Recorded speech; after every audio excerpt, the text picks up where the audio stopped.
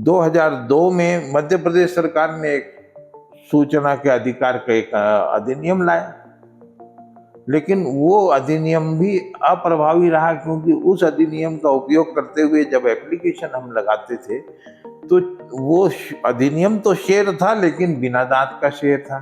किसी भी डिपार्टमेंट के किसी भी फाइल को हम देख सकते हैं, बिल्कुल कोई भी देख सकता है कोई पूरे भी देख देश में। कोई ये भी तो देख बड़ी अच्छी सुविधा है।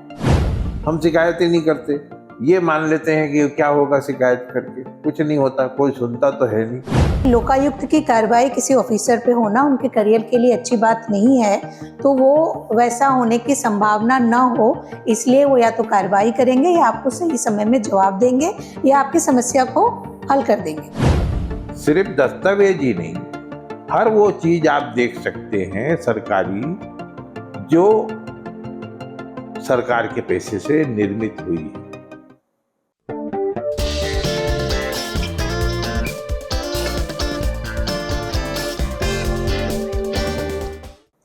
नमस्कार साथियों। कई बार ऐसा होता होगा कि आप अपने परिवार के साथ घूमने निकलते होंगे और रास्ते में कहीं एक सड़क बहुत ज़्यादा बुरी स्थिति में मिलती होगी और आपके परिवार का कोई व्यक्ति जो आपके साथ बैठा होगा वो आपको बताता होगा कि ये सड़क तो पिछले साल ही बनी थी। कई बार सुबह आप न्यूज़पेपर उठाते होंगे और आपको खबर मिलती होगी कि वो पुल टूट गया जो 700 करोड़ में बना था। ऐसी बहुत सारी बातें होती हैं और हमें लगता है कि हमें ये सब क्यों पता नहीं चलता। तब पता चलता है जब वो पैसा जो हमारे टैक्स का है, जो जनता का पैसा है, वो कहीं न कहीं भ्रष्टाचार की भेंट चढ़ जाता है। हमारे स्कूलों में, हमारे कॉलेजेस में और हमारे संस्थानों में क्या हो रहा है, ये कैसे पता करें? साथियों, एक बहुत अच्छी व्यवस्था है जिसे कहते हैं राइट टू इन्फॉर्मेशन। आज इस पॉडकास्ट में हम जानेंगे राइट टू इन्फॉर्मेशन क्या है और राइट टू इन्फॉर्मेशन को हम हमारे समाज की बेहतरी के लिए कैसे इस्तेमाल कर सकते हैं। इससे पहले कि आज के पॉडकास्ट में हम आगे बात करें, चैनल को सब्सक्राइब कर लीजिएगा, बेल आइकन को प्रेस कर लीजिएगा और आपको हमारी बातचीत अच्छी लगे तो लाइक करिएगा, क्योंकि साथियों पहले ही इंसानों से बातचीत करने का समय आजकल कम मिलता है। हम सारा समय स्क्रीन से बातचीत करते हैं, तो जब भी कोई अच्छी बातचीत होती है उसे याद रखना ज़रूरी है, उसे बहुत लोगों तक पहुंचाना ज़रूरी है। आज बात करेंगे डॉक्टर गौतम कोठारी के साथ। वैसे तो आप एक सीए हैं, एक आरटीआई एक्टिविस्ट भी हैं और पीथमपुर इंडस्ट्रीज एसोसिएशन के पिछले 37 साल से अध्यक्ष हैं। ये बात भी ध्यान में रखने की है कि किसी ऑर्गेनाइजेशन में 37 साल अध्यक्ष रहना, बने रहना पद पे, जबकि हम देखते हैं कि कई सारे ऑर्गेनाइजेशंस में हर 3 साल में, हर 2 साल में जब टेन्योर चेंज होता है तो कई सारे मसले होते हैं और चुनाव होते हैं। साथियों, इस बातचीत से आप क्या सीखते हैं वो लिखिएगा ज़रूर, आपके सवाल हो तो भी लिखिएगा ज़रूर और आप हमारी किसी बात से सहमत नहीं हो तब भी लिखिएगा ज़रूर। बात शुरू करते हैं। डॉक्टर गौतम कोठारी जी, आपका बहुत-बहुत स्वागत है इस पॉडकास्ट में। इस पॉडकास्ट का नाम है टॉक्स विद मनीषा और टॉक्स विद मनीषा में हम ज़्यादातर वो बातें करते हैं जिसका हमारे समाज से लेना देना होता है या मानव के व्यवहार से लेना देना होता है या हमारे परिवार से लेना देना होता है। क्योंकि ये देखने में आता है कि अभी संस्कार और संस्कृति की बात करें तो छोटे-छोटे परिवार हो गए हैं और यंगस्टर्स को वो दादा-दादी, नाना-नानी, बुआ-साहब, फूफा-साहब का साथ नहीं मिल पा रहा है जिससे वो अच्छे इंसान बन पाएँ। और स्क्रीन हमारे पास है, इन्फॉर्मेशन हमारे पास है, बहुत सारी इन्फॉर्मेशन है, लेकिन कई बार ये पता ही नहीं होता कि सही इन्फॉर्मेशन कौन-सी है और किसका इस्तेमाल करना है, किसको जाने देना है। तो मैं मानती हूँ कि आपका जो एक्सपीरियंस है, आपने जर्नलिज़्म की पढ़ाई की है, फिर आपने चार्टर्ड अकाउंटेंसी की पढ़ाई की है, फिर आपने इंडस्ट्री में बहुत सारा काम किया है और फिर आप एक एक्टिविस्ट की तरह भी काम किए हैं। तो ये जो जर्नी है, ये बहुत जगह घूमते हुए अभी कहीं पहुँची है। तो पहला सवाल मेरा ये कि क्या आपने कभी ये तय नहीं किया था कि मैं क्या करूँगा? और यदि नहीं किया था तो ये कैसे हम यहाँ तक पहुँच गए? और अगर तय किया था तो क्या जो हम तय करते हैं हमेशा वही होता है? देखिए, इसमें एक सबसे महत्वपूर्ण बात ये है कि मैं जिस परिवार से हूँ, परिवार संपन्न परिवार था, लेकिन ऐसा अध्ययन का किसी का भी कोई ऐसी स्थिति नहीं थी कि बहुत पढ़े लिखे लोग आसपास हों। मैं भी एक सामान्य स्टूडेंट था, ऑर्डिनरी सेकंड डिवीजन पास होने वाला। कुछ परिस्थितियां ऐसी बनी कि मेरी इच्छा हुई कि मेरे से बड़े वाले भाई साहब का एडमिशन मेडिकल कॉलेज में हो गया था, तो मेरी भी इच्छा थी कि मैं मेडिकल कॉलेज में जाऊं। मेरे पिताजी को कहा तो पिताजी ने मना कर दिया। उनका कहना था कि नहीं, मेडिकल वगैरह में अब हर कोई अगर पढ़ने चल देगा तो मेरे बिजनेस का क्या होगा, तो तुमको बिजनेस में साथ में आना है। मजबूरन मेरे को कॉमर्स लेना पड़ा। लेकिन कॉमर्स में जैसे ही मैंने ज्वाइन किया, मेरे को पढ़ने की ललक हुई और फाइनली मैं बीकॉम फाइनल में मैं गोल्ड मेडलिस्ट रहा। तब मुझे लगा कि मुझे कुछ आगे पढ़ना चाहिए।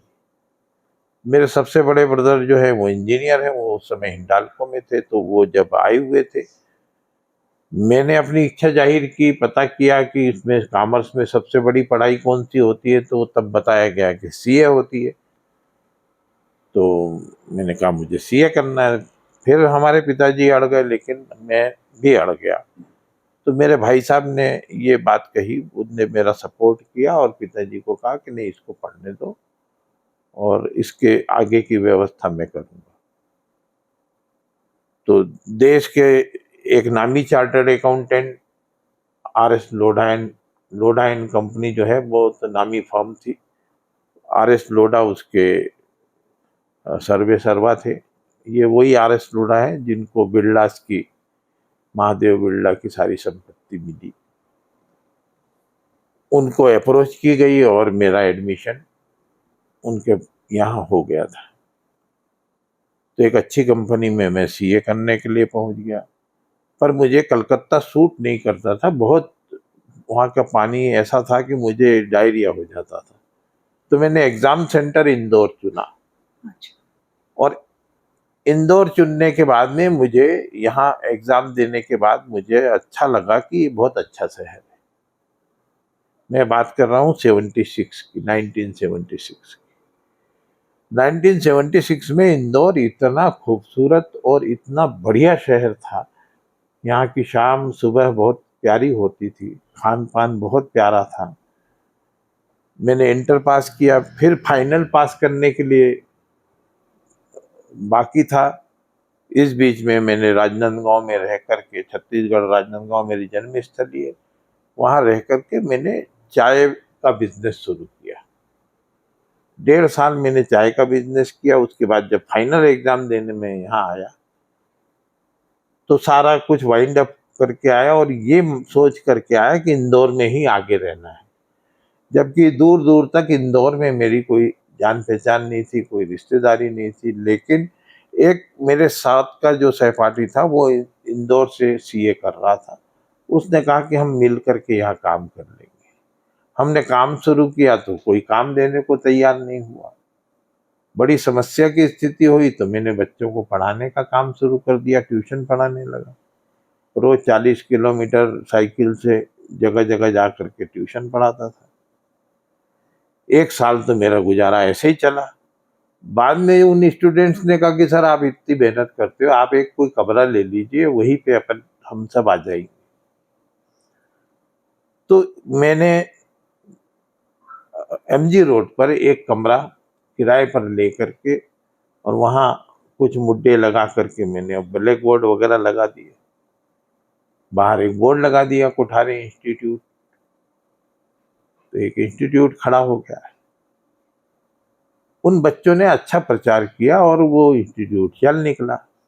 कॉमर्स की कोचिंग उस समय हुआ नहीं करती थी, मेरा ये पहला कॉमर्स कोचिंग इंस्टीट्यूट।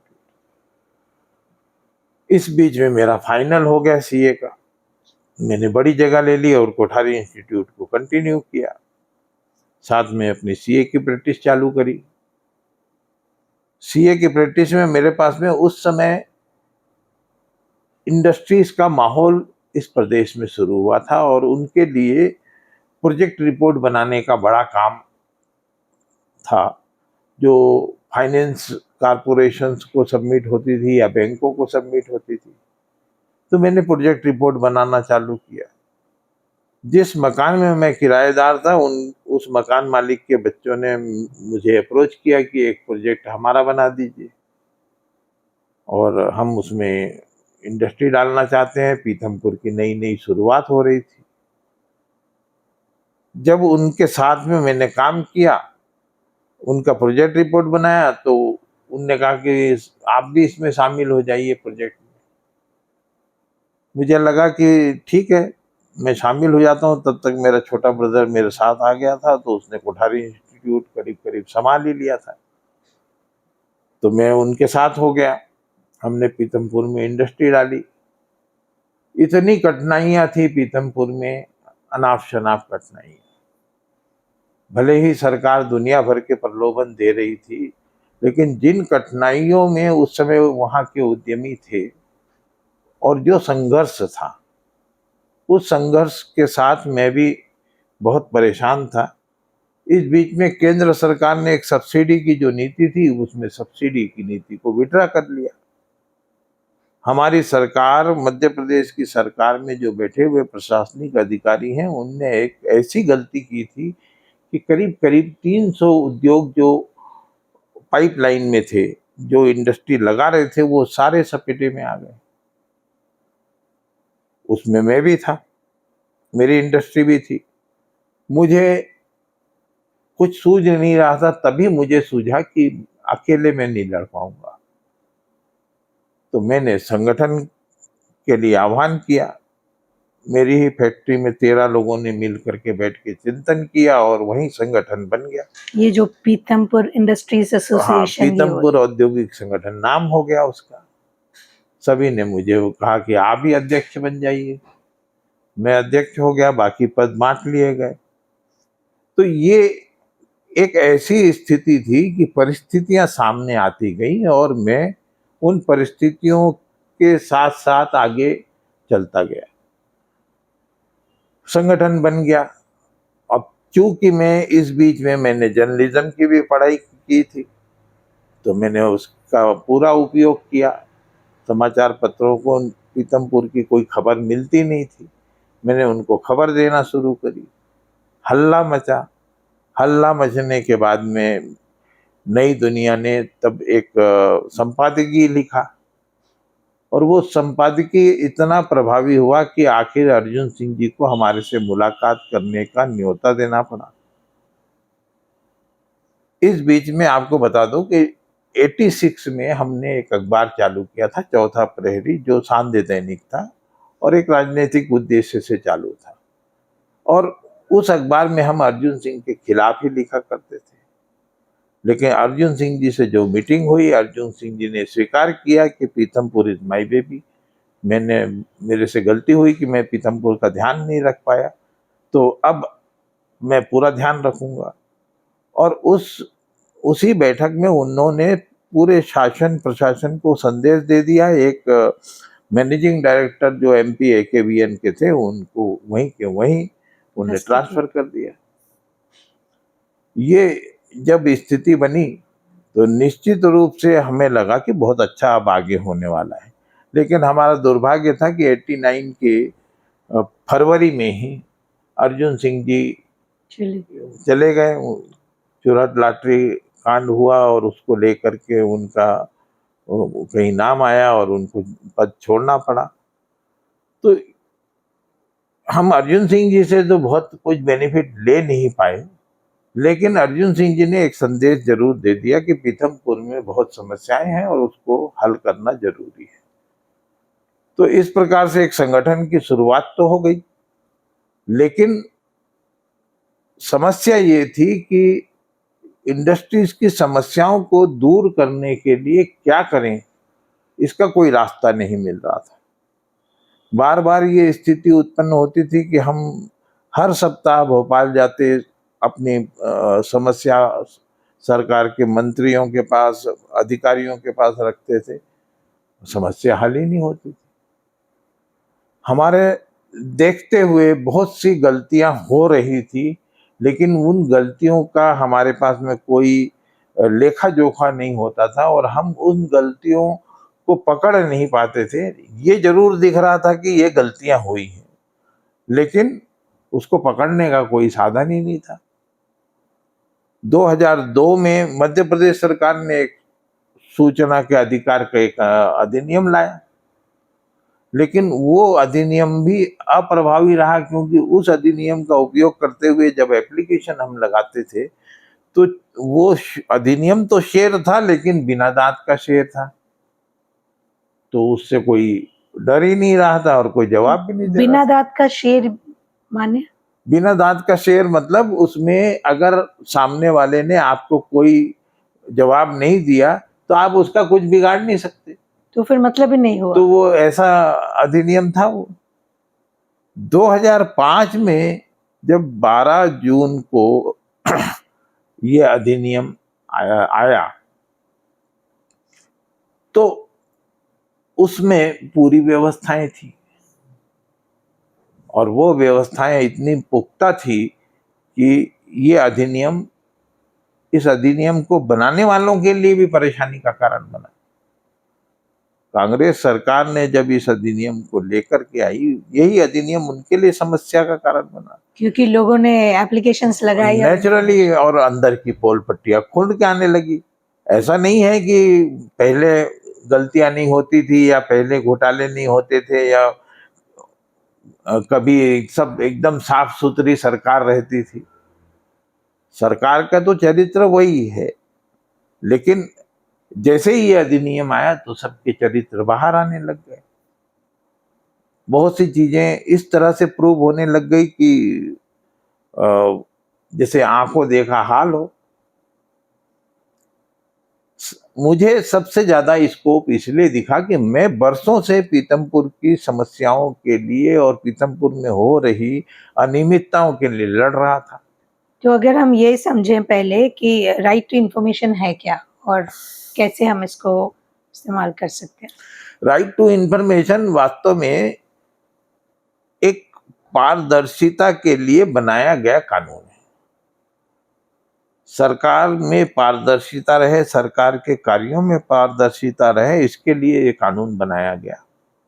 और इसके लिए विश्व के अनेक देशों में इसकी व्यवस्था थी। जब हमारे यहाँ कानून बना तब 153 देश विश्व के, उनमें ऑलरेडी ये कानून था। 153 देशों में पहले से ये कानून था। बिल्कुल। और कुछ अंतरराष्ट्रीय संस्थाएं और कुछ हमारे यहाँ के राष्ट्रीय एनजीओ जो थे वो इसमें लगे हुए थे। अरुणा राय उसमें सबसे आगे थी। तब अरुणा राय एक जो कमेटी थी उसमें सोनिया गांधी के साथ थी। उनने सोनिया जी को प्रस्ताव रखा कि ये अधिनियम अपने यहाँ आना चाहिए। सोनिया जी ने कहा ठीक है, आप एक ड्राफ्ट बनाइए। उनने ड्राफ्ट बनाया, बहुत सीधा साधा। सोनिया जी ने कहा इसको हम पार्लियामेंट्री कमेटी में भेज देते हैं। अरुणा राय ने कहा कि नहीं, इसको अगर आपने पार्लियामेंट्री कमेटी में भेजा तो फिर ये अधिनियम नहीं रहेगा, इसको आप सीधा पास कराइए। तो बिना पार्लियामेंट्री कमेटी में गए ये अधिनियम पास हुआ, और इस अधिनियम में यानी ये वैसा शेर साबित हुआ जिसके दांत थे। तो ये जो स्थिति बनी, और इसी को लेकर के मैं उत्साहित था। मैंने मध्य प्रदेश में सबसे पहला एप्लीकेशन लगाने वाला मैं था आरटीआई में। जैसे ही ये 12 अक्टूबर 2005 को लागू तो जून में अधिनियम आ गया था, लेकिन 120 दिन बाद लागू होना था। मैंने देखा ये तारीख आ गई तो आपने पहले से तैयारी करके रखी थी। ठीक 10:30 बजे उस दिन 12 को शनिवार था, तो 14 अक्टूबर को मंडे को मैंने सुबह 10:30 बजे ये 5 एप्लीकेशन MP AKVN में लगा दी। ये उस समय की स्थिति थी कि लोगों को कानून तो मालूम था, लेकिन कानून का क्या क्रियान्वयन, कैसे क्रियान्वयन होगा और पता ही नहीं था। अब चूंकि बहुत छोटा सा साफ सुथरा अधिनियम है, कोई बहुत कठिन अधिनियम नहीं है, और इसमें इतनी प्यारी व्यवस्थाएं दी गई है कि किसी को कोई जानकारी चाहिए और वो पढ़ा लिखा भी नहीं है तो इसमें हर लोक प्राधिकरण में ये व्यवस्था है कि वहाँ एक लोक सूचना अधिकारी होगा, सहायक लोक सूचना अधिकारी होगा, अपील अधिकारी होगा, उससे ऊपर का एक अधिकारी अपील अधिकारी होगा। और अगर किसी को इसकी लिखना नहीं आता है तो लोक सूचना अधिकारी के लिए यहाँ तक निर्देश था कि वो उसकी मदद करेगा उसकी एप्लीकेशन लिखने में। और सिंपल 10 रुपए आपको जमा कराने थे। वो नगद में जमा हो सकते थे, पोस्टल ऑर्डर में जमा हो सकते थे, वो आपके तो ये 10 रुपए उसकी फीस है। 10 रुपए उसकी ओरिजिनल फीस है। वो पूरे हिंदुस्तान में 10 रुपए का कायदा लागू है। इसमें क्या है कि केंद्र सरकार के जो कार्यालय हैं उन पर केंद्रीय सूचना आयोग दिल्ली में है, और राज्य में सूचना आयोगों की जो है वो राज्य सरकार अपना बनाती है, वो गठित करती है। तो वो गठन हमारे यहाँ भी टाइमली हो ही गया था, और हमने एप्लीकेशन लगाना भी चालू कर दी। एप्लीकेशन लगाने के बाद शुरू शुरू में कठिनाइयाँ भी आई, जवाब नहीं मिलने लगे तो फिर अपील बनाते थे, अपील में जवाब नहीं मिलता था तो फिर उस सूचना आयोग को हम सेकंड अपील भेजते थे। लेकिन धीरे धीरे सूचना आयोगों ने सख्ती करना शुरू करी और उनको जवाब देना जरूरी हो गया। इसमें मजे की बात यह है कि जो दस्तावेज जिस स्वरूप में है उस स्वरूप में उपलब्ध कराए जाते हैं। अच्छा। ऐसा नहीं कि अलग से वो जैसे विधानसभा में विधायक प्रश्न भेजते हैं और उनका उत्तर लिख के आता है, इस तरह का नहीं। आपको जो दस्तावेज है वही मिलेगा, जो जैसा है वैसा ही आपको मिलेगा। वैसा ही मिलेगा। दूसरा जो सबसे महत्वपूर्ण है वो ये कि अगर आपको दस्तावेज के संबंध में पूरा कॉन्फिडेंस नहीं है तो आप अपने यहाँ मध्य प्रदेश में है कि उतना 1 घंटे के लिए 50 रुपए दीजिए, वो फाइल आप देख लीजिए। और अच्छा, तो यदि किसी भी डिपार्टमेंट के किसी भी फाइल को हम देख सकते हैं? बिल्कुल, कोई भी देख सकता है कोई पूरे भी देख देश में? सकता है, कोई ये भी तो देख बड़ी अच्छी सुविधा है। कोई भी देख सकता है। उसकी फीस मात्र 50 रुपए है। आपको वो समय देंगे, आपके से समय निर्धारित करेंगे, आपको बुलाएंगे, दिखाएंगे। इसके आगे की बात बताता हूँ मैं। सिर्फ दस्तावेज ही नहीं, हर वो चीज आप देख सकते हैं सरकारी जो सरकार के पैसे से निर्मित हुई है। जैसे उदाहरण के रूप में मैं बताऊं, इंदौर में एक क्रिस्टल आईटी पार्क बन रहा था। अब वो आईटी पार्क बन तो रहा था, लेकिन अब हम उसको बहुत समय से उसमें जान रहे थे कि अनियमितताएं हो रही है और ये हो रहा वो हो रहा। तो एक बार इच्छा हुई कि जाकर के आईटी पार्क देखा जाए, पर जाए कैसे? तो आईटी पार्क जाना मतलब बड़ा मुश्किल का काम है, वो चौकीदार ही नहीं घुसने देगा। हाँ। हमने एक आवेदन लगा दिया कि हमको तो इसका फिजिकल वेरिफिकेशन करना है। बहुत ये भी किया जा सकता ये है। भी किया जा सकता है। यानी सरकार के काम से रिलेटेड, एडमिनिस्ट्रेशन के काम से रिलेटेड कोई इमारत बन रही हो, कोई नया ऑफिस बन रहा हो, कोई नया बिजनेस सेंटर बन रहा हो, कोई भी चीज हो जहां सरकार जनता के पैसे से काम कर रही है, उसकी जानकारी ली जा सकती है, उसमें इंटरवीन किया जा सकता है। हाँ, तो इसमें जैसे कि हमने एप्लीकेशन लगाई तो उसके कुछ दिन बाद में एग्जीक्यूटिव इंजीनियर का फोन आया कि आप कब देखना चाहेंगे। हमने कहा जब आप दिखा दें। वो लेके गया मुझे, बकायदा वो बिल्डिंग घुमाई, और वो बिल्डिंग घूमने से वहाँ की कुछ अनियमितता मेरे सामने आई, और उन अनियमितताओं को लेकर के मैंने कुछ किया आगे। वो बहुत लंबी चौड़ी कहानी है, यहीं तक सीमित नहीं है। आपको ध्यान होगा अपने यहाँ एक समय 2008, 9, 10 के आसपास की बात होगी, ये बहुत चिकनगुनिया फैल रहा था, डेंगू भी हो रहा था, बहुत परेशानी थी, सफाई हो नहीं रही थी। तब इंदौर नंबर 1 नहीं था। हमने एक एप्लीकेशन लगाई नगर निगम कि हमें हमारे यहाँ सफाई नहीं हो रही है, इतना कुछ हो रहा है, ना कोई दवाइयों का छिड़काव हो रहा है, तो इस पर कार्रवाई की जाए। अब इस पे कार्रवाई नहीं हुई, तो हमने एक एप्लीकेशन लगाई कि हमने आपको कार्रवाई के लिए लिखा था, उस पर आपने क्या कार्रवाई की, तो उसकी जानकारी दीजिए। तो उनने एक नोट शीट बनाई आखिर में और उसमें लिख लिया कि फला तारीख को हमने यहाँ पर दलील लगाई, क्लोरोक्विन बंटवाई और बेंटेक्स नाम की दवाई जो मक्खी मार दवाई है वो छिड़काई और फिनाइल छिड़काई। हमने सिर ठोक लिया कि इनने करा धरा कुछ नहीं और नोट शीट बना करके भेज दी। तो हमने एक एप्लीकेशन और लगा दी कि जो फिनाइल और बेंटेक्स दवाई और जो आपने क्लोरोक्विन बंटवाई तो उसके सैंपल हमें दे दिए जाए। दो ये भी किया जा सकता है। बिल्कुल किया जा सकता है। वहां से लिख के आया कि आपको कोई अधिकार नहीं है सैंपल लेने का। हमने अपील लगाई, अपील में कमिश्नर ने अपील सुनी।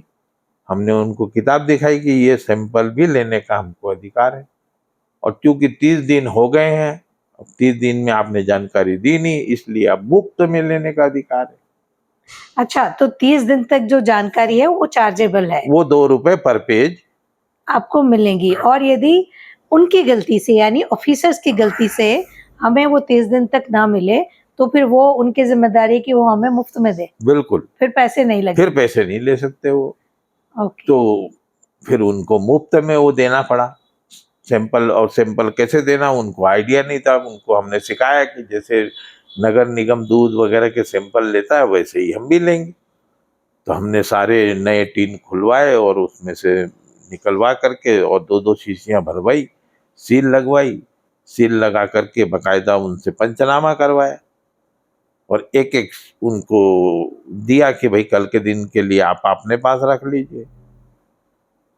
तो वो एक बड़ा विचित्र कहानी थी, लेकिन उसमें थोड़ा सा और मजा तब आया जब हमने उस सैंपल को देखा तो उसमें क्लोरोक्विन और बेंटेक्स ये दोनों दवाइयां स्टैंडर्ड कंपनी की थी, तो हमने जांच नहीं करवाई। लेकिन फिनाइल लोकल कंपनी की थी तो हमने उसकी जांच करवाई।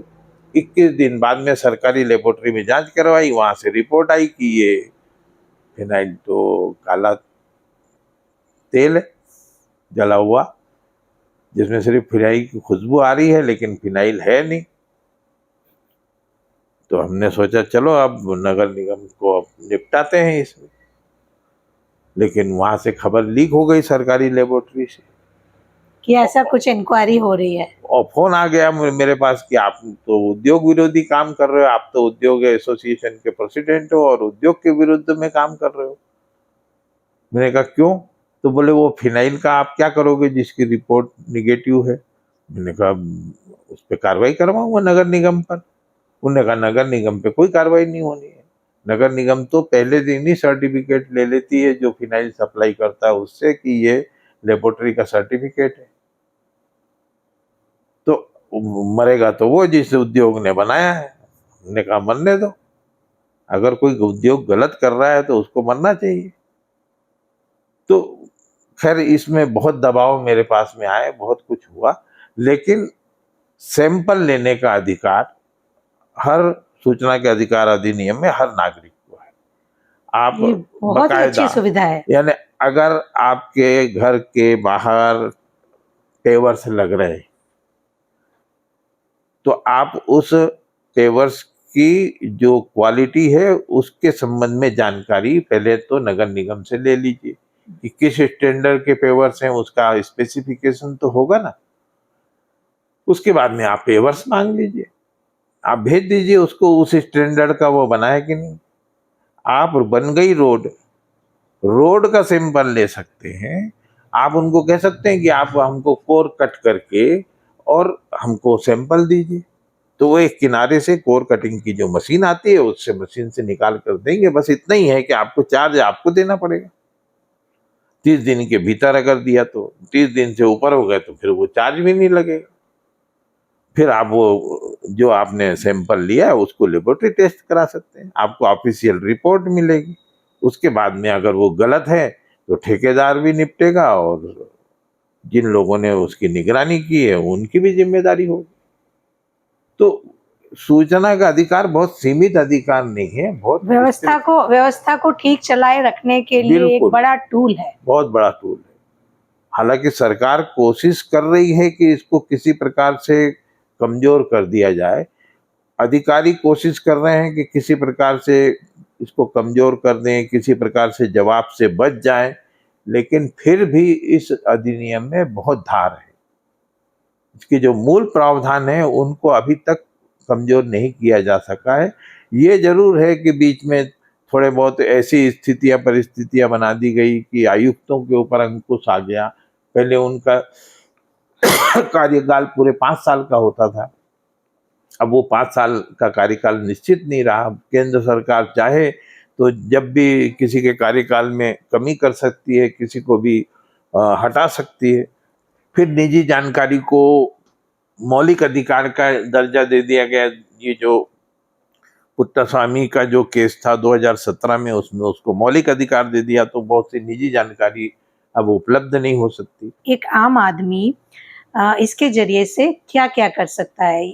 व्यवस्था को सुधारने के लिए या खुद की बेहतरी के लिए या किसी सिस्टम या किसी ऑफिस की बेहतरी के लिए वो क्या-क्या इन्फॉर्मेशन और कहाँ-कहाँ निकाल सकता है?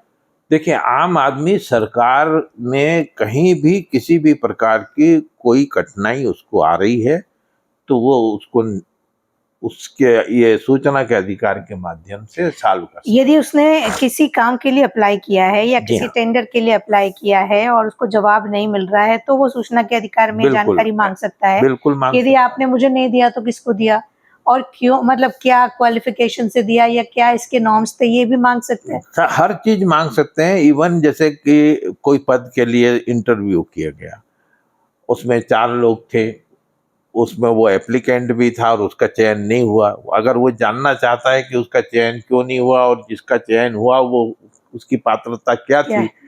तो वो पूरी दस्तावेज मांग सकता है कि उसने क्या क्या दस्तावेज सबमिट किए थे, क्या मैंने सबमिट किया, उनका कंपैरिजन किस प्रकार से हुआ, उसको किस प्रकार से इंटरव्यू मार्क्स दिए गए, ये सारी चीजें सामने आ सकती। और मेरा मुझे ऐसे लगता है कि बहुत सारे लोगों को ये पता ही नहीं होगा कि वो ये कर सकते हैं। अदरवाइज इतने एग्जामिनेशंस में इतनी धांधलियां होती हैं, रिजल्ट्स में कई बार स्टूडेंट्स बोलते हैं कि हमने तो अच्छा किया था लेकिन उतना अच्छा रिजल्ट नहीं आया। पर या तो बहुत सारे लोगों को इसकी जानकारी नहीं है या तो वो सोचते हैं कि क्या करना है।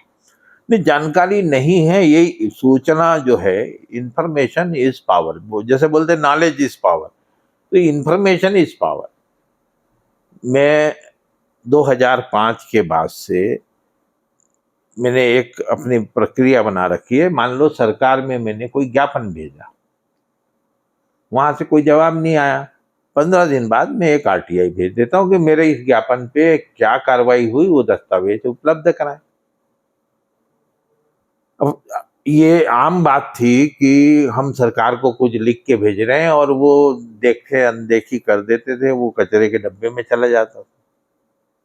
अब सरकार में जब ये लोगों को मालूम पड़ गया, हर अधिकारी को, कि मेरे भेजे हुए ज्ञापन पे 15 दिन बाद आरटीआई आएगी जिसमें जवाब देना होगा, तो उस पे तो कार्रवाई तुरंत कर तो दी वो जाए। निश्चित रूप से भले ही उसको निगेट निगेट करें या उसको वो पास करें, मान्य करें, लेकिन कुछ ना कुछ कार्रवाई तो दर्ज करेंगे ही करेंगे।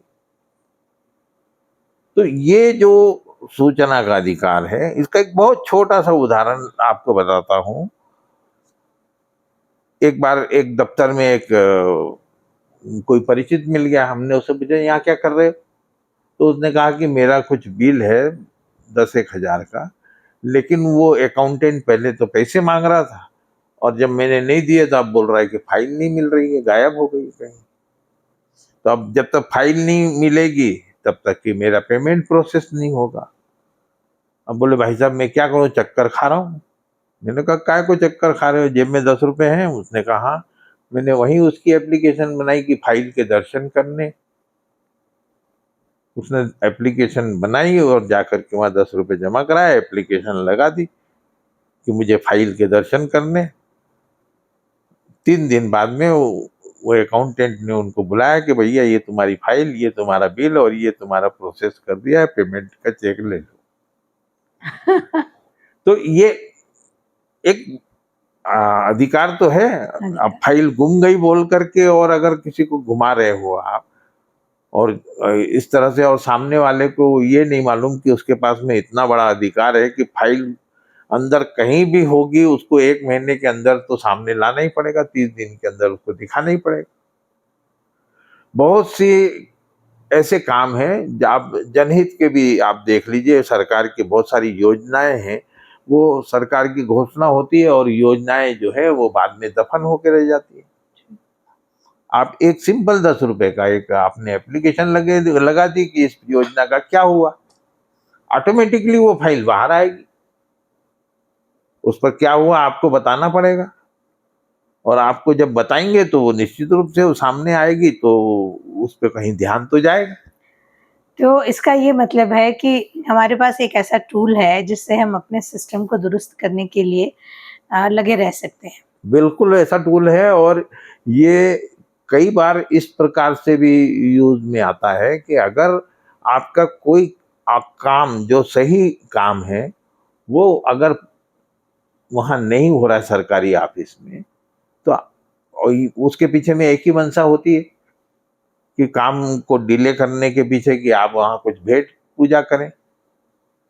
आप कोई भेंट पूजा करने के पक्ष में नहीं है, तो ऐसी स्थिति में ये आरटीआई बहुत उपयोगी है।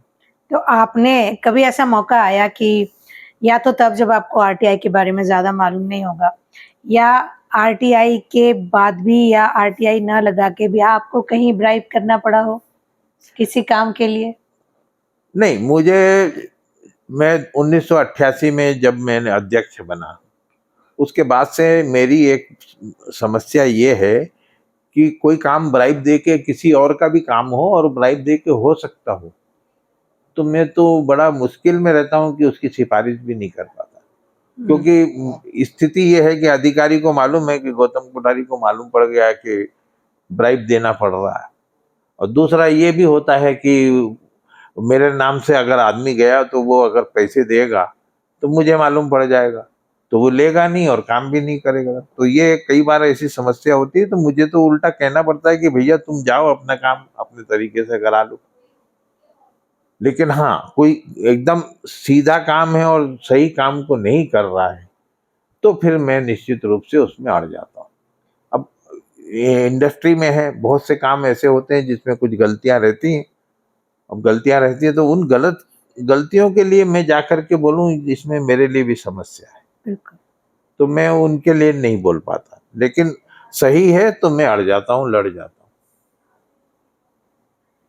तो हमें लड़ना सीखना चाहिए। उंगली उठाना सीखना पड़ेगा। कहीं कुछ गलत हो रहा है और आप देख करके अनदेखा करके निकल जाएं, तो इसमें हम जिम्मेदार हैं। एक एक जो हमारी आदत है उंगली दिखाने की, यानी ये गलत हो रहा है, ये गलत हो रहा है, लोग गलत हैं, संस्था गलत है, सिस्टम गलत है, इसके बजाय उंगली आरटीआई के माध्यम से दिखाएं। उंगली दिखाएं, बिल्कुल। उंगली उठाएं नहीं, हाँ, उंगली दिखाएं, है ना? तो ये नहीं हो रहा, ये नहीं हो रहा करके जो हमारी उंगली उठाने की आदत है, तो उंगली उठाने की आदत के बजाय उंगली दिखाएं, लिखें, एक 10 रुपए बिल्कुल। की एप्लीकेशन डालें और एक शानदार टूल का इस्तेमाल करें। निश्चित रूप से, और आपके हाथ में कुछ आता है तो समाचार पत्रों को दे दीजिए। कोई ऐसी इन्फॉर्मेशन आपको लगता है कि जिसमें भ्रष्टाचार हुआ है, या जो लोगों को जानने की ज़रूरत है, या जो असामाजिक है, या जो हमारे परिवार या समाज के खिलाफ है, तो वो इन्फॉर्मेशन आपके पास आती है, तो आप उसे फिर प्रेस में दे सकते हैं किसी को, ताकि वो सबको पता चले निश्चित और रूप फिर से, दूसरी बार वैसी गलतियाँ क्योंकि ना हो। राइट टू इंफॉर्मेशन सीधे समाधान नहीं करता, हुँ, ये समाधान का रास्ता बनाता है। ये आपको, जैसे आपने भ्रष्टाचार है वो देख लिया, पकड़ लिया, लेकिन आप उसको किसी प्रकार से सजा नहीं दे सकते। लेकिन सजा देने का काम कोर्ट का है, आवाज उठाने का काम मीडिया का है, तो आप उन तक पहुंचा सकते हैं। हाँ। तो उन तक जब पहुंचा देंगे आप और बात उठेगी, हल्ला मचेगा, या सरकार को जब लगेगा कि इसमें बदनामी हो रही है, सरकार जांच बैठा लेगी और जांच करेगी, जो गलत है उसको पनिश करेगी। तो ये प्रोसेस है, और इस प्रोसेस में कई बार ये ऐसा भी होता है कि आपने शिकायत करी, शिकायत करने के बाद में आपने जवाब मांगा, जवाब आ गया, जवाब आने के बाद में आप खुद उसका उपयोग कोर्ट में जाने के लिए कर सकते हो। जैसे मान लीजिए आप रेल में सफर कर रहे हैं। सफर में एक बहुत सहज बात है कि वो जो पेट्रोल मिलता है वो गंदा मिल रहा है। आपने कंप्लेन करी, आपने टीटी को बुलाया, उसकी कंप्लेंट बुक ली, कंप्लेंट कर दी, दो बाजू के लोगों के बैठे दस्तखत करवा लिए, एक रसीद आपके हाथ में आ गई। आपने 15 दिन बाद में कंप्लेंट के ऊपर में क्या कार्रवाई हुई ये पूछ लिए आरटीआई में। अब जो कार्रवाई नहीं हो रही थी वो होगी, और जो भी कार्रवाई होगी वो उसके कागज आपको दिए जाएंगे। अब ये जो त्रुटि है रेलवे की, ये कंज्यूमर एक्ट में आती है डेफिशिएंसी इन सर्विस के रूप में। आप लगा दीजिए कंज्यूमर एक्ट में आप डेफिशिएंसी इन सर्विस का दावा। क्योंकि हमारा तो समय खराब हुआ या हमारी एनर्जी खराब हुई और हमने तो पे किया था, हाँ, और आप प्रतिबद्ध हो सर्विस देने के तो लिए। आप बकायदा उसमें, मैं ऐसे कई मामले जीत चुका हूँ कंज्यूमर फोरम में। कुछ समस्याएं ऐसी होती हैं जिसके बारे में हमें समझ में नहीं आता कि हम क्या करें। जैसे यदि हमारे घर के आसपास या हमारे कॉलोनी में, हमारे क्षेत्र में डॉग्स बहुत ज़्यादा हो गए हैं और वो कुत्ते बार-बार हमारे बच्चों को या हमारे पड़ोसियों को काट रहे हैं, तो हमें समझ में नहीं आता किससे कंप्लेन करें। इसी तरह गाय, भैंस या और कोई पशु ज़्यादा तादाद में हमें दिखने लगते हैं, तो हमें पता नहीं होता। तब ऐसी स्थिति में भी क्या राइट टू इन्फॉर्मेशन से कुछ बेनिफिट लिया जा सकता है? राइट टू इंफॉर्मेशन में ऐसी स्थितियों में बहुत अच्छे से बेनिफिट ले सकते हैं, और जितने भी नगर निगम के दायित्व हैं उन सब दायित्वों का यदि निर्वाह नहीं हो रहा है तो आरटीआई इसका एक बहुत बेहतर साधन है। नगर निगम के बहुत सारे कर्तव्य हैं, जैसे आप डॉग्स वगैरह की समस्या है उनका निराकरण करना, उनकी नसबंदी कराना, कोर्ट ने भी उनको निर्देशित किया हुआ है। स्ट्रीट लाइट उनकी जिम्मेदारी है, उनकी जिम्मेदारी है साफ सफाई, उनके जिम्मेदारी है गटरों को साफ कराना, तो ये सारी जिम्मेदारियां उनकी है। अब ऐसी स्थिति में अगर वो अपने जिम्मेदारी का निर्वाह नहीं कर रहे हैं तो उसमें आरटीआई का उपयोग इस प्रकार से हो सकता है कि पहले वहां पर शिकायत दर्ज कराई जाए और उसकी पावती ले ली जाए, ताकि आपके पास प्रमाण रहे कि आपने शिकायत दर्ज कराई है। और उसके बाद अगर वो कोई निराकरण नहीं होता तो आप उसमें आरटीआई लगाइए कि ये पूछिए कि हमारी इस की गई शिकायत पर क्या कार्रवाई की गई है, उसके दस्तावेज उपलब्ध कराए जाए। अब ऐसी स्थिति में अगर वो कोई दस्तावेज उपलब्ध नहीं कराते और वो अगर लिख देते हैं कि हमने कोई कार्रवाई नहीं की है, तो ये दस्तावेज जो है उनके खिलाफ उपयोग करने लायक होता है, और वो दस्तावेज लगा करके आप लोकायुक्त में भी शिकायत भेज सकते हैं। और ये कितने दिनों बाद कर सकते हैं हम? भाई आपने एक रीजनेबल टाइम में जानकारी मांगी, 15 दिन हो गए, आपने जानकारी मांग ली, 15 दिन के बाद में 30 दिन के अंदर उनको जानकारी देनी है। अब वो 30 दिन के अंदर जानकारी ये देते हैं कि कोई कार्रवाई नहीं हुई है, कोई दस्तावेज कार्रवाई का उपलब्ध नहीं है, तो अब ये एक प्रकार से उन पे एक गलती का या उनकी खामी का आपको रिकॉर्ड मिल गया। उस रिकॉर्ड को आप लोकायुक्त को भेज सकते हैं कि हमने ये शिकायत की थी, शिकायत के बाद में हमने ये आरटीआई लगाई, आरटीआई में ये जवाब दिया, तो उसके बाद में लगभग 1.5 महीने 2 महीने हो गए और इनने कोई कार्रवाई नहीं की है, मतलब ये सजा के पात्र हैं। इनका कर्तव्य था कि ये कार्रवाई करते, इनने कार्रवाई नहीं की। तो ऐसी स्थिति में क्या जो कंसर्निंग ऑफिसर है उनको कोई पनिशमेंट मिलती है, कोई जुर्माना लगता है? लोकायुक्त जांच करेगा, जांच करने के बाद में कोर्ट में केस जाएगा।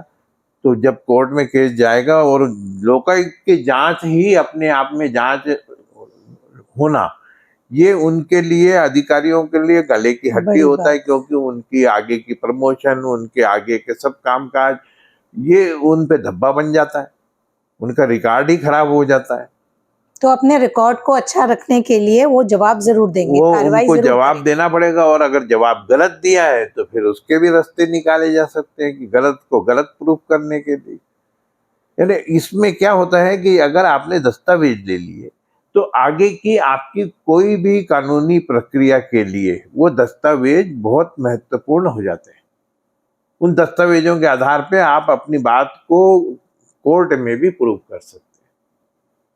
तो ये सूचना का अधिकार हर जगह लागू होता है। हर जो सरकार के विभाग हैं उन विभागों की कहीं ना कहीं कुछ ना कुछ जिम्मेदारियां होती है, और वो जिम्मेदारी का अगर वो पूरी ईमानदारी से निर्वाह नहीं कर रहे हैं, और अगर आपको आरटीआई में मांगी गई जानकारी से वो मालूम पड़ा, तो आप उस पे फिर आगे की कार्रवाई कर सकते हैं। अच्छा, और मतलब हमारी डे टू डे की दिनचर्या में, हमारे रूटीन में जो भी जिम्मेदारियां प्रशासन की हैं या सरकार की हैं, जिसके लिए हम टैक्स पे करते हैं, वो अगर वो ढंग से पूरी नहीं करते हैं तो हम पहले कंप्लेन करें, और कंप्लेन के 15 दिन बाद आरटीआई लगा के ये पूछें कि जो हमने कंप्लेन करी थी उस पर क्या कार्रवाई हुई, और यदि कार्रवाई का जवाब आता है कि हमने कोई कार्रवाई नहीं की, तो हम उस पेपर को फिर से लोकायुक्त में कंप्लेन करने के लिए इस्तेमाल कर सकते बिल्कुल हैं। कर सकते हैं। और चूंकि लोकायुक्त की कार्रवाई किसी ऑफिसर पे होना उनके करियर के लिए अच्छी बात नहीं है, तो वो वैसा होने की संभावना न हो, इसलिए वो या तो कार्रवाई करेंगे या आपको सही समय में जवाब देंगे या आपकी समस्या को हल कर देंगे। निश्चित रूप से वो ये एक्चुअल में मेरा तो ये कहना है कि हर नागरिक इस स्तर पे जागरूक होना जरूरी है कि उसकी नगर निगम या किसी भी विभाग से आ रही समस्या के प्रति पहले तो वो शिकायत दर्ज कराए। हम शिकायत ही नहीं करते, ये मान लेते हैं कि क्या होगा शिकायत करके, कुछ नहीं होता, कोई सुनता तो है नहीं, ये इस तरह के हमें जवाब मिलते हैं। जबकि अगर हर नागरिक ने ये इस प्रकार की शिकायत भेजना शुरू कर दी और शिकायतों को वहाँ ढेर हुआ, और फिर उसके बाद में लोकायुक्त में वो शिकायतों के जवाब जाने लग गए, तो निश्चित रूप से हम इसका अंदाज लगा सकते हैं कि अधिकारियों की क्या हालत होगी। और सबसे बड़ी बात, सिस्टम ठीक होने लगेगा निश्चित रूप से और हमारी समस्याएं हल होने लगेगी। सिस्टम को बिगाड़ते ही हम हैं और उनको सुधारने का हाथ भी हमारा ही है। तो ये बात जानने के लिए साथियों, हम हमेशा कहते हैं कि कभी कहते हैं प्रेस खराब है, कभी कहते हैं पुलिस खराब है, कभी कहते हैं पॉलिटिक्स खराब है। साथियों, आपका देश है, आपका समाज है, आपका परिवार है, आपका शहर है। यदि आपको व्यवस्थाएं चाहिए तो आपके पास बहुत सारे ऐसे टूल्स हैं जिनकी मदद से आप अपने हक की व्यवस्थाएं अपने लिए करवा सकते हैं, और उन्हीं में से राइट टू इन्फॉर्मेशन एक टूल है। इसका इस्तेमाल करके आप स्ट्रीट लाइट की बात हो, सड़क की बात हो, पानी की बात हो, किसी भी शहर के जुरिस्डिक्शन में जो अथॉरिटी हैं उनसे बात कर सकते हैं, कंप्लेन कर सकते हैं, जवाब मांग सकते हैं। निश्चित रूप। अब ये तो आपकी छोटी छोटी सुविधाओं की बात हो गई। यदि हम रेल में यात्रा करते हैं, बस में यात्रा करते हैं, प्लेन में यात्रा करते हैं, वहाँ हम टिकट के पैसे पूरे देते हैं, लेकिन उसके बाद भी अगर सर्विसेज प्रॉपर नहीं मिलती है, तो क्या राइट टू इन्फॉर्मेशन वहाँ भी इस्तेमाल होता है? राइट टू इन्फॉर्मेशन की प्रक्रिया वही है। आप पहले कंप्लेंट करिए, कंप्लेंट करने के बाद उस कंप्लेंट पे क्या रिएक्शन आया, क्या उनने कार्रवाई की है। अगर उनने कार्रवाई की है तो कोई समस्या नहीं है। अगर कार्रवाई नहीं की है या वो अपने आप में अड़े हुए हैं कि हम तो सही हैं, तो फिर आप चले जाइए कंज्यूमर फोरम में। और ये पहली कंप्लेंट कहाँ करें? जैसे शहर का मामला है तो हमने नगर निगम या उससे जो डिपार्टमेंट होते हैं वहाँ कर लिया। अभी ये अगर हम बस में सफर किया और कुछ हमारे सर्विसेज में कमी आई, ट्रेन में सफर किया या फ्लाइट में सफर किया, तो ये कंप्लेंट कहाँ करेंगे? ये देखिए, रेल में अगर आप कर रहे हैं तो आपको रेलवे का जो डिवीजन है वहां पे जाएगी। कोई कंप्लेंट डिवीजन होता है अलग से? हर डिपार्टमेंट में है, लेकिन जैसे रेल में आप सफर कर रहे हैं तो आपके कंप्लेंट बुक टीटी के पास, जो कंपार्टमेंट में आपका अटेंडेंट है वो टीटी है आता है, उनके पास रहती है। उनसे लीजिए, वहीं पर ही आप कंप्लेंट लिख दीजिए, अपना टिकट नंबर, एड्रेस सब लिख दीजिए, और वहीं बैठे हुए एक दो लोगों से उस पर गवाही के रूप में हस्ताक्षर करा दीजिए। अब आपकी कंप्लेंट दर्ज हो गई, आपको कहीं दर्ज कराने की जरूरत नहीं है, क्योंकि वो पावती आपके हाथ आएगी। उसके बाद में आप उस पावती की फोटोकॉपी लगा करके और रेल मंत्रालय को भेज दीजिए कि हमने ये कंप्लेंट दर्ज कराई थी, इस पे क्या कार्रवाई हुई है। अब रेल मंत्रालय क्या करेगा? कोई भी, आपने तो भेज दी रेल मंत्रालय को, कॉपी गई है वो आपके डिवीजन में, अब रेल मंत्रालय उसको ट्रांसफर करेगा डिवीजन में, वहां से डिवीजन से जानकारी बुलाएगा, उसके बाद में आपको जानकारी देगा कि इस पे क्या कार्रवाई हुई। अब आप उस कार्रवाई से संतुष्ट हैं तो ठीक है, अगर असंतुष्ट हैं तो आप अपना पक्ष रेलवे मंत्रालय को भी लिख सकते हैं, और साथ ही अगर आप उस असुविधा से त्रस्त हुए हैं, आपको कोई मानसिक पीड़ा हुई है, तो जो डेफिशिएंसी इन सर्विस थी उसके लिए मानसिक पीड़ा हुई, तो आप कंज्यूमर फोरम में जा सकते हैं। कंज्यूमर फोरम आपको कंपनसेशन दिलाएगा। अब इसमें एक बहुत महत्वपूर्ण बात है कि आपको कंपनसेशन तो मिल गया, अब ये जो कंपनसेशन का जो ऑर्डर हुआ है, वो ऑर्डर का पेमेंट, जैसे आपको कहा कि 5,000 रुपये आपको हर्जाना दिया जाना है, तो रेलवे के किसी अधिकारी को ये पावर नहीं है कि वो 5,000 रुपये का हर्जाना सैंक्शन करके आपको दे दे। ये पावर है बोर्ड को, रेलवे के बोर्ड को। तो ये मुद्दा जाता है रेल के बोर्ड में, और बोर्ड में जब ये मालूम पड़ता है कि ये इस कारण से जुर्माना हुआ है, तो ये जो त्रुटि है, गलती है, डेफिशिएंसी है, वो बोर्ड के नॉलेज में आती है। आपको 5,000 मिले वो इतना इम्पोर्टेंट नहीं है, जितना कि जो समस्या है वो उसकी आवाज बोर्ड तक गई, और बोर्ड जब वो समस्या को देखता है तो निश्चित रूप से फिर आगे सुधार की संभावनाएं बनती है। तो ये मेरा जो कथन है कि कुछ भी गलती हो, कोई भी कमी हो सरकारी विभाग से, बकायदा आपको शिकायत दर्ज करानी चाहिए। और आप सिर्फ खुद के सर्विस को लेके ये बात दर्ज कराते हैं, तो आप एक मुद्दा उठाते हैं जिस पे कार्रवाई आगे बहुत सारे लोगों को वो फैसिलिटी लेने के लिए पात्र कर देती है, या वो व्यवस्था सुधर जाती है।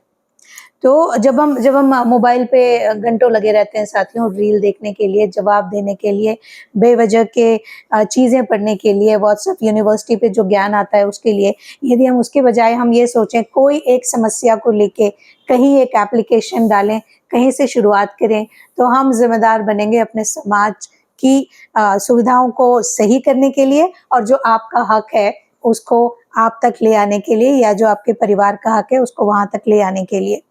तो ये शुरुआत आप कर सकते हैं आज। इस पॉडकास्ट को जितने भी लोगों तक भेज सकते हैं उन्हें भेजिए, उन्हें समझाइए कि राइट टू इन्फॉर्मेशन एक ऐसी सुविधा है, एक ऐसा टूल है जिससे हम समस्याओं का हल भी कर सकते हैं और सिस्टम को भी सुधारने में अपना दायित्व दे सकते हैं, अपनी जिम्मेदारी पूरी कर सकते हैं।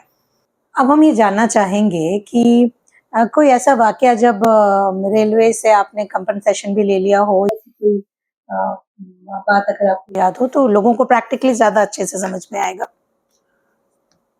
लगभग 2008-9 की बात है, मैं कुवैत गया था, तो मैंने फ्लाइट नागपुर से ली थी। तो मुझे रात में यात्रा जो है ट्रेन से इंदौर से नागपुर करनी थी। मैं नागपुर गया, नागपुर से कुवैत गया, कुवैत से जब वापस नागपुर लौटा, और नागपुर से हम मियाँ बीबी दोनों ही जब वहाँ गए तो मालूम पड़ा कि वो नए किस्म की बोगी लग गई है, जिसमें साइड बर्थ एक एक बढ़ा दी गई थी। तो हमारे बर्थ नंबर चेंज हो गया, और एक साइड अपर हो गया और एक अपर हो गया। अब ऐसी स्थिति में हमें तो ऊपर सोना पड़ा। दूसरे दिन आकर के हमने कंप्लेंट करी, क्योंकि हमको बहुत सारी समस्याएं हो गई थी उम्र के लिहाज से भी, और मिसेस के पैर में पहले फ्रैक्चर हुआ था तो उनको मोच बढ़ गई। लेकिन मैंने इनको कंप्लेंट करी कि भाई ये आपने गलत किया, और तो उनके यहाँ से कोई जवाब नहीं आया। मैंने आरटीआई लगाई तो उनने आरटीआई का भी कोई जवाब नहीं दिया। फिर मैंने कंपनसेशन के लिए कोर्ट कंज्यूमर फोरम में लगाया। कंज्यूमर फोरम ने फैसला दिया कि ये गलत हुआ है, और इसके 20,000 रुपये आप इनको दीजिए हर्जाना, और वकील के खर्च के लिए अलग से पैसा दे दीजिए।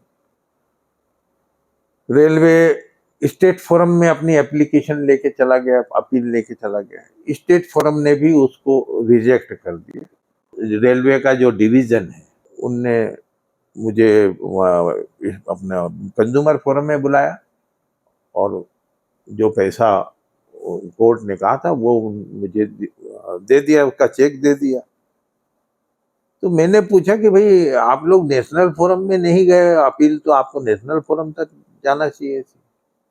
बोले नहीं, बोले वो हमने हिसाब लगा लिया कि हम ये बहुत महंगा सौदा है, और अभी तक हम 43,000 रुपये तो इसी में खर्च कर चुके हैं, हमारी मेहनत अलग लगी। तो बोर्ड से निर्देश आए हैं कि इसको भुगतान कर दिया जाए, और बोर्ड ने ये भी निर्णय ले लिया है कि अब ये 3 साइड की 3 बर्थ वाली बोगियां नहीं चलेगी, और अब पुराने 2 बर्थ वाली ही बोगियां रहेंगी। तो ये एक बड़ा अचीवमेंट था, क्योंकि लालू सरकार के समय में एक गलत निर्णय लिया गया था कि वो साइड में 3 बर्थ लगा करके, तो उसमें बहुत ज़्यादा पैसेंजर्स को असुविधा हो रही थी, और वो असुविधा से ये एक बचाव की स्थिति बनी और एक बड़ा काम हुआ। तो ये आपके कंप्लेन के बाद वो जो तीसरी बर्थ बीच में लग रही थी वो वो हटा दी गई हमेशा के लिए। हमेशा के। बहुत ही अच्छे एग्जाम्पल है ये, जिससे यदि हम सीखना चाहें तो हमें मन में कई बार ऐसे लगता है कि हम समाज बदलने की इच्छा रखते हैं, शुरुआत करिए, कुछ ना कुछ तो आप बदल ही लेंगे। ऐसा और कोई वाकया जो आपके साथ हुआ हो? रेल के तो बहुत से वाकये रहे हैं, और रेलवे में मैंने बहुत सारी कंप्लेंट लगाई।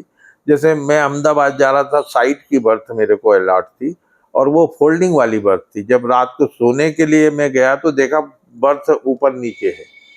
सोने में मुझे रात भर तकलीफ आई, तो मैंने उसकी कंप्लेंट, सुबह मैंने मोबाइल से फ़ोटो खींच ली, फ़ोटो खींचने के बाद कंप्लेंट भेजी, कंप्लेंट भेजने के बाद में उनसे आरटीआई लगाई, आरटीआई से फिर उनने जानकारी में कहा कि नहीं, हम उनने अपनी फ़ोटो खींच करके भेज दी कि नहीं बर्थ बराबर है। मैं फिर कंज्यूमर फोरम में गया, तो कंज्यूमर फोरम ने उसमें भी फैसला दिया मेरे पक्ष में, और वो फैसला के हिसाब से उनको भुगतान करना पड़ा। ये इसमें एक महत्वपूर्ण बात है, वो महत्वपूर्ण बात ये है कि कंज्यूमर फोरम ने कितना भुगतान किया या कितना कंपनसेशन दिलाया, ये बहुत महत्व वाला विषय नहीं है। महत्व इस बात का है कि वो मामला बोर्ड में जाएगा, और बोर्ड में जाने के बाद बोर्ड के संज्ञान में आएगा, और आगे जाकर के निर्णय होंगे। ये सही चीजें होंगी। सही चीजें।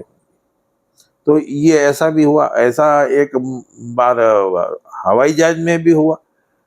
उस समय जेट एयरवेज से मुझे दिल्ली से रायपुर जाना था, और उनने कोहरे के कारण प्लेन रुका हुआ था, डिले हो रहा था। 2 घंटे हमें बैठे बैठे हो गए थे। मैंने पानी मांगा, तो उनने कहा कि नहीं, पानी के तो पेमेंट देना होगा।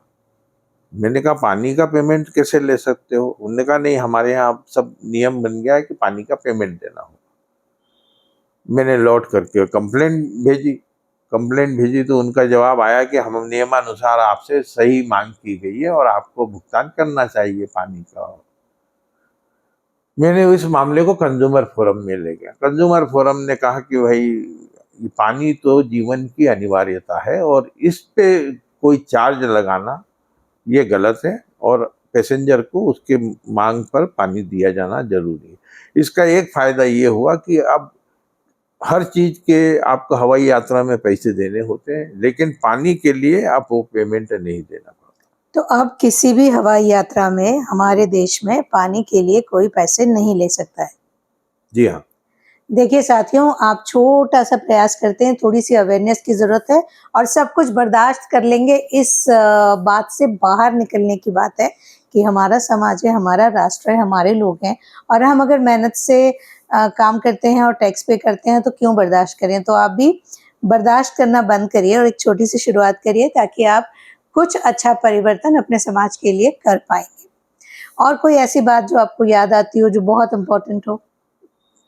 ऐसी बहुत सारी बातें हैं। मैंने अपने जीवन में अभी तक करीब करीब 5300 आरटीआई और अपीलें लगाई है। 5300 हाँ, आरटीआई और अपीलें और आपने अभी ये तक लगाई। मैं इसलिए लगाता रहता हूँ कि सिर्फ मेरी अपनी समस्या के लिए नहीं, बल्कि जो हमारे प्रदेश की, हमारे क्षेत्र की समस्याएं हैं, उन पे भी मैं आरटीआई लगाता हूँ, ताकि कोई काम जो सरकार ने अपने हाथ में उठाया है, अगर वो काम पूरा नहीं हो रहा है, उसमें विलम्ब हो रहा है, तो आरटीआई जरूर लगाना चाहिए। आरटीआई लगाने से ये होता है कि कम से कम वो फाइल 30 दिन के अंदर एक बार तो ऊपर आएगी, और ऊपर आएगी तो उस पर नज़र पड़ेगी, उसमें क्या खामी है ये मालूम पड़ेगा, और वो खामी आप बाहर तक उजागर होगी। जैसे रेलवे के संबंध में जो मालवा निमाड़ की रेल परियोजनाएं हैं, इंदौर दाहोद, इंदौर धार छोटा उदयपुर, इंदौर जबलपुर है, या इंदौर महू खंडवा की लाइन है, तो ये सारी लाइनों के काम जो है बहुत डिले हुए हैं पिछले सालों में। तो इनमें क्या स्थिति रही, इस पर मैंने हमेशा आंख गड़ाए रखी, और हर बार आरटीआई लगा करके इसकी प्रगति का जायजा लेता रहा। इसमें बहुत सारी चीज़ें ऐसी भी हुई कि जैसे 2008 में फरवरी में मनमोहन सिंह जी ने इंदौर दाहोद, इंदौर धार, छोटा उदयपुर इनकी आधारशिला रखी थी, और तब उन्होंने अपने पब्लिक उद्बोधन में ये कहा था कि ये दोनों रेल लाइनें 5 साल में बन जाएगी। इसका मतलब वो 2013 तक बन जाना चाहिए थी। तो क्यों नहीं बनी, इसके लिए मैंने बहुत आरटीआई लगाई, और उस आरटीआई में मालूम पड़ा कि इन दोनों रेल लाइनों के लिए हमारे झाबुआ के सांसद लगातार पत्राचार करते रहे। और जो दूसरी महत्वपूर्ण बात ये थी कि उन सांसद महोदय के पत्राचार के फलस्वरूप तब मनमोहन सिंह जी ने तत्कालीन रेल मंत्री ममता बनर्जी ममता बनर्जी को पत्र लिखा कि भाई ये महत्वपूर्ण है, इसका उद्घाटन मेरे द्वारा हुआ है और इसके लिए अतिरिक्त फंड आप इसमें लगाएं।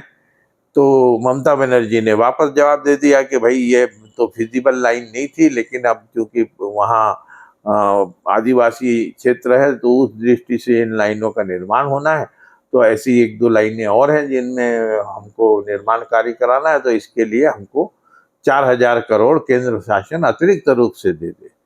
ममता बनर्जी ने वहां अपना रास्ता निकाल लिया। अब 4,000 तो उनने कहा कि आप तो एक काम करिए, आप उस समय जो आयोग था उस आयोग से ये सब फैसले होते थे, तो उनने सलाह दी कि आप उस आयोग में चले जाएं। आखिर में उसमें एक कमेटी बनी, आयोग के एक सदस्य, रेलवे के एक सदस्य, एक फाइनेंस मिनिस्ट्री का सदस्य, और वो कमेटी कभी आपस में बैठी नहीं और उसमें कोई पैसा आया नहीं।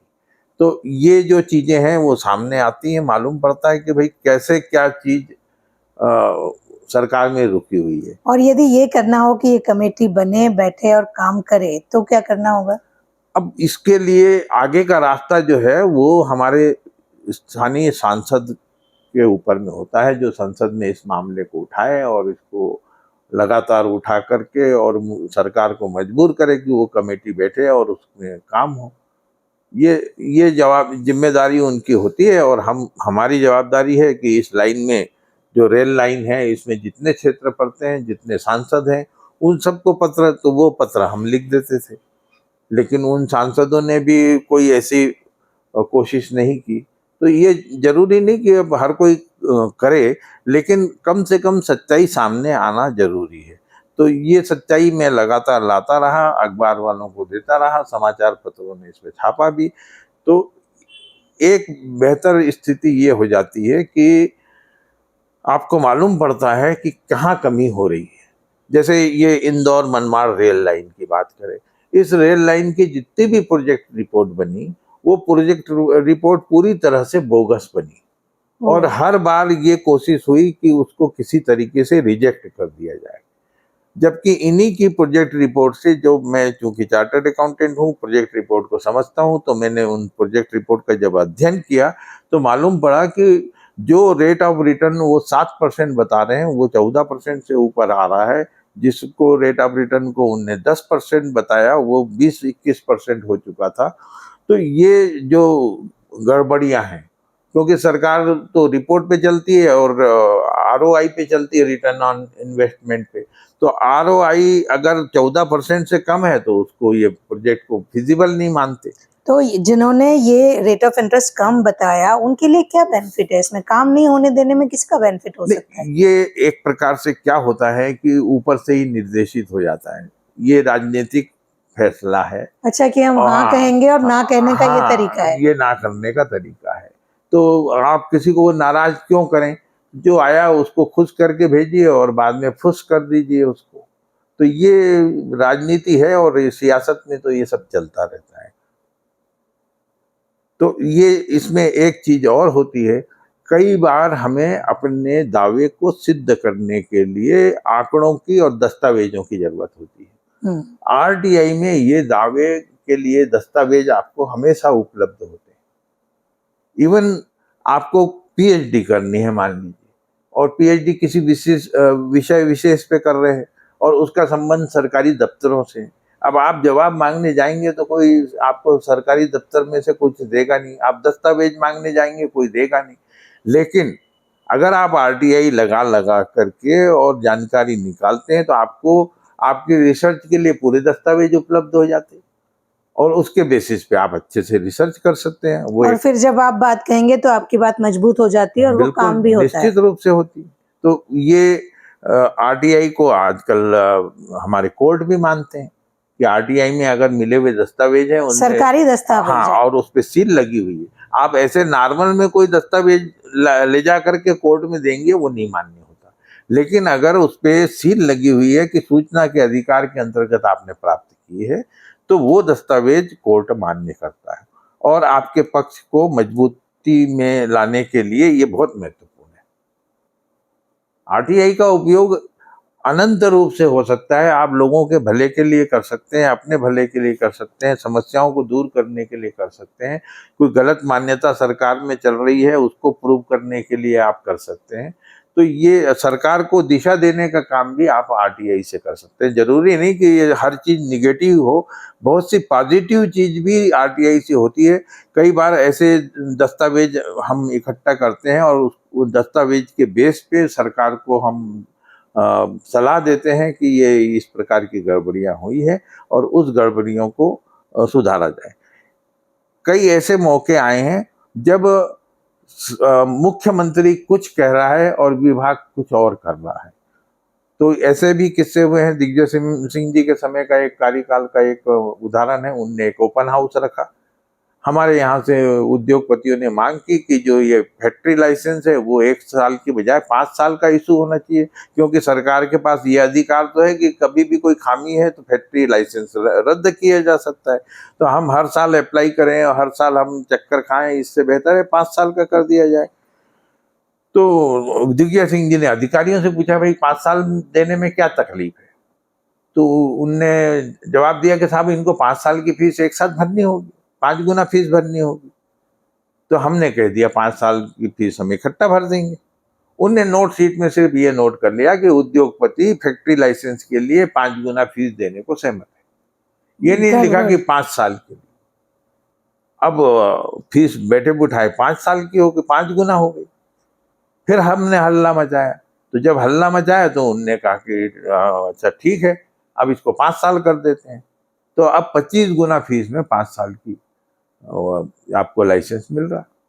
यानी आप चाहें तो सब कुछ होता है। हाँ। आप करना चाहें, परिवर्तन करना चाहें तो सब कुछ होता है। साथियों, आपने आज बहुत सारी चीजें सीखी होंगी और यदि आप सच में समाज के लिए कुछ करना चाहते हैं, एक्टिविस्ट बनना चाहते हैं, हमेशा नहीं, 6 महीने में एक बार, 4 महीने में एक बार, 2 महीने में एक बार कोई ऐसा काम करिए जिससे आप समाज को बेहतर बना सकें और एडमिनिस्ट्रेशन को बता सकें कि ये आप कर रहे हैं, इसके बजाय ये करेंगे तो ज्यादा अच्छा होगा।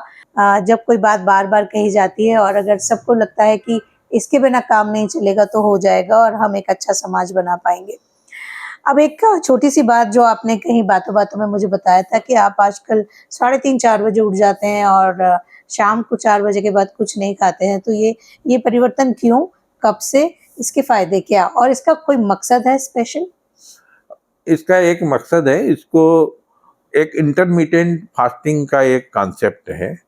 मैं चूंकि मुझे डायबिटीज है और बीपी है, तो मैंने एक प्रयोग किया कि इंटरमिटेंट फास्टिंग का कि 16 आवर्स का जो हाँ, तो शाम को 4 बजे के बाद में मैं कुछ लेता नहीं, कुछ खाता नहीं और सुबह मेरी नींद 3 बजे से 4 बजे के बीच में खुल जाती है। तो ये इसका एक फायदा मुझे ये हुआ कि मेरी इंसुलिन बंद हो गई, मेरे शाम एक टाइम की गोली बंद हो गई और बीपी जो है वो काफ़ी नॉर्मल रहने लगा। वजन मेरा बढ़ा हुआ था, वो करीब करीब 1 साल में 10-12 किलो कम भी हो गया। और डाइट में कुछ ऐसा कि ये खाना ही है और ये खाना नहीं है? डाइट में मैंने कोई कंट्रोल नहीं रखा है। जो घर में उपलब्ध है, जो बना है, कोशिश होती है कि घर में ही खाना खा लें। तो जो घर में बना हुआ है, उपलब्ध है, वो हम खाना खा लेते हैं और उसके बाद 4 बजे के बाद में नहीं खाने से पूरा मेटाबॉलिज्म जो है वो सिस्टम बिल्कुल परफेक्ट रहता है। एक तो ये फायदा हुआ। दूसरा, मैं 8 बजे सोने का कारण यह है कि अगर ज़्यादा देर से सोऊंगा तो फिर भूख लगेगी। तो 8 बजे बहुत अच्छा टाइम है, उस समय तक भूख लगती नहीं है। तो 8 बजे सो गए तो नींद भी अच्छी आ जाती है। भूखे आदमी को फिर नींद नहीं आएगी और ज्यादा समय मिलता है अच्छी हाँ, गहरी नींद के और लिए। गहरी नींद का समय मिल जाता है। दूसरा, मैंने ये देखा कि 8 बजे के बाद में कोई ऐसा प्रोडक्टिव काम करने का टाइम नहीं रहता। 8 और हम बजे के बाद में करते आदमी नहीं हैं। टीवी में बैठ जाते हैं या गप मारने में बैठ जाते हैं या मोबाइल लेकर के बैठ जाते हैं, यानी जो भी करते हैं वो फालतू काम होता है। तो वो फालतू काम के समय को अगर नींद में अपन परिवर्तित कर दे तो ज़्यादा बेहतर है। अब रही बात सुबह 3 बजे से 3:30 बजे 4 बजे उठने की, तो वो ऐसा समय होता है जिसको सबसे बढ़िया 24 घंटे में सबसे बढ़िया समय माना जाता है। शांत भी जब रहते हैं। पूरे वातावरण शांत रहता है, आप सो के उठे रहते हो तो आपका मस्तिष्क भी शांत रहता है। तो ऐसे समय में अगर लेखन कार्य करना हो, आपको कुछ भी क्रिएटिव लिखना हो, कोई कविता लिखनी हो, कोई लेख लिखना हो या कोई बात आपके मस्तिष्क में है जिसको आपको विस्तार देना हो, तो ये बहुत बेहतर समय होता है। उस समय अगर आप लिखते हैं तो बहुत अच्छे से लिखाता है, बहुत सी नई-नई चीज़ें दिमाग आप में आती हैं, नया कुछ सोचने में आता है और थिंकिंग का लेवल बहुत ऊँचा होता है उस समय में। तो मैं ये मानता हूँ कि वो बहुत बेहतर समय होता है। जो बच्चे पढ़ाई करते हैं, अध्ययन करते हैं, वे स्कूल कॉलेज जाते हैं, उनके लिए भी मेरी यही एडवाइस है कि जल्दी सो जाएँ और सुबह जल्दी उठ कर के 2 घंटा पढ़ लें। मेरे ख्याल से 2 घंटे में जो पढ़ेंगे, वो दिन के 6 घंटे पढ़े हुए से भी ज़्यादा बेहतर होगा। सो यदि आप टाइम से सो जाते हैं, टाइम से भोजन कर लेते हैं और टाइम से उठ जाते हैं, तो आपको जो पढ़ाई के लिए टाइम मिलता है या आपके किसी भी काम के लिए टाइम मिलता है, बहुत फ्रेश स्थिति में मिलता है और बहुत समय तक आप एक अच्छी प्रोडक्टिव लाइफ जी सकते हैं। आपने आज जाना कि हम समाज के लिए क्या कर सकते हैं, हम परिवार के लिए क्या कर सकते हैं और खुद अगर किसी समस्या से दो चार हैं तो उससे निकलने के लिए बाकी बहुत सारे लोगों की तरफ देखते रहने के बजाय खुद ही एक कागज पेन उठाएंगे या मोबाइल पे एप्लीकेशन डाउनलोड करेंगे, कंप्लेन करेंगे और वो प्रोसेस चालू करेंगे जिससे आपकी समस्या का हल हो जाएगा। ऐसी ही बहुत सारी शानदार बातचीत हम आपके लिए लेकर आएंगे। आप उसके साथ बने रहें तो चैनल को सब्सक्राइब कर दीजिए, बेल आइकन को प्रेस कर दीजिए और लाइक करें यदि कोई बात आपके काम की है तो। यदि कोई सवाल ऐसा है जो आप पूछना चाहते हैं तो कमेंट बॉक्स में पूछिएगा, हम आपको ज़रूर जवाब देंगे। यदि हमारी बात आपको अच्छी लगी तब भी लिखिए और कोई बात ऐसी है जिससे आप सहमत नहीं हैं तब भी लिखिए, क्योंकि हम सब मिलकर एक अच्छे समाज की रचना कर पाएंगे। Together we can and we will make a difference. बहुत बहुत धन्यवाद आपको। जय भारत। जय भारत।